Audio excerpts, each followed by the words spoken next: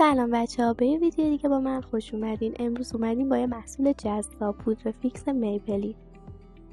نگم براتون از کارایی این پودر فیکس. این پودر فیکس واقعا خیلی به درد میخوره. بیاین با هم امتحانش کنیم. پودر فیکسی که الان تو دست من میبینین و انقدر دارم ازش تعریف میکنم، فقط کافیه زیر چشتون و زیر گونه‌تون بزنید و ببینید که چقدر خوب آرایشتون رو فیکس میکنه. الانم من دارم میزنم که جلوی دور شما خودتون مقایسه کنید ببینید چقدر قبل و بعدش فرق میکنه. میزنم و 2 دقیقه میذارم رو پوستم بشینه و بعد از 2 دقیقه اونو فید میکنم. خب حالا 2 دقیقه گذشت، بریم با هم فید کنیم نتیجهشو ببینید.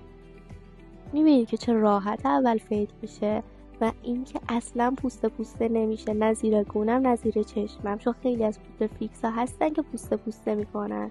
من روی گونم هم میزنم که رژگونه مایه که زدم هم فیکس بشه. ببینید چقدر قشنگه، مثل فیلتر عمل میکنه این محصول. خودم که خیلی دوستش دارم. خودم من به این محصول از 10 9 میدم. شما چطور؟ مرسی که این ویدیو رو دیدین. ممنونم. خدافظ.